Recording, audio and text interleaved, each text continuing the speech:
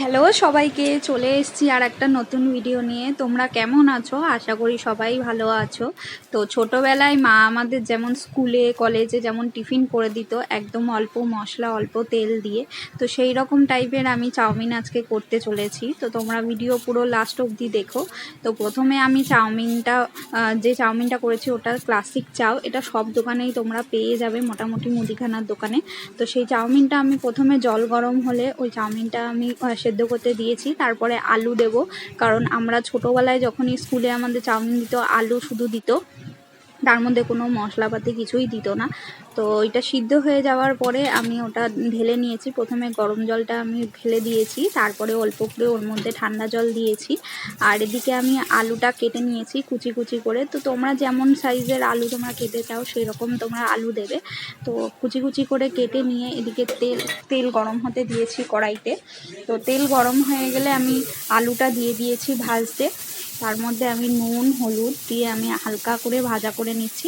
ভাজা করে এখানে আলুটা তোমাদের একটু বেশি লাগতে পারে, কারণ আমি সন্ধ্যাবেলায় করছিলাম টিফিনের জন্য, তার আলুটা একটু বেশি করেই কেটে নিয়ে ভাজা করে নিচ্ছি।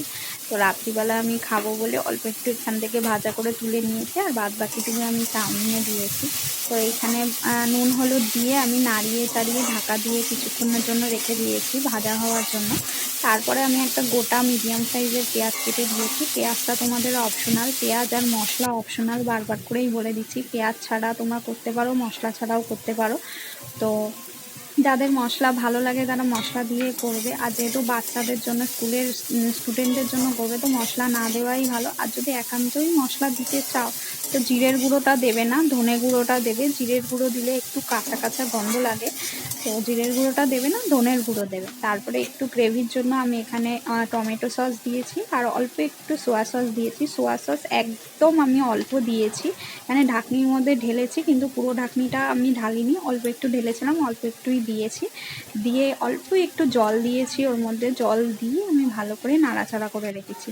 আর মশলা বারবার করে বলছি, আমার ঘরে যেহেতু আমি মশলা দিয়ে খেতে পছন্দ করি, তাই আমাদের ঘরে হচ্ছে চিংসের মশলা ছিল। চিংসের এখানে আমি হাক্কা নুডলসের মশলা ব্যবহার করি সব সময়, কিন্তু এই দিনকে আমার কাছে হাক্কা নুডলসের মশলাটা ছিল না, তাই চাউমিনের হাক্কা নুডলসের মশলার বদলে আমি ফ্রাইড রাইস মশলা দিয়েছি। ফ্রাইড রাইস মশলা দিলেও ভালো লাগে, কারণ চিংসের যে কোনো মশলাই খুব ভালো লাগে খেতে। তো আমি সেই মশলাটা দিয়েছি, মশলাটা দিয়ে ভালো করে নাড়াচাড়া করে নিয়েছি। আর এখানে দেখো আমি যে গ্রেভিটা তৈরি করেছিলাম সেই গ্রেভিটাও দিয়ে দিয়েছি। আর এখানে আমার যে মশলাটা ছিল সেই মশলাটা হাওয়া লেগে এরকম গোটা গোটা হয়ে গেছে, নাহলে গুঁড়োই ছিল। তো এইগুলো যেগুলো গোটা গোটা হয়ে গেছে সেগুলো আমি হাত দিয়ে ভেঙে ভেঙে গুঁড়ো করে দিচ্ছি। আর অল্প একটু নুন দিয়েছিলাম, কারণ সিদ্ধ করার সময় অল্প একটু নুন দিয়েছিলাম, আর এটা করার সময় অল্প একটু নুন দিতে লাগে, তাহলে মানে স্বাদ মতো আসে। তারপরে ঝালের জন্য তোমরা এখানে কাঁচা লঙ্কাও দিতে পারো, আমি এখানে গুঁড়ো লঙ্কা দিয়েছি, দিয়ে ভালো করে নাড়াচাড়া করেছি।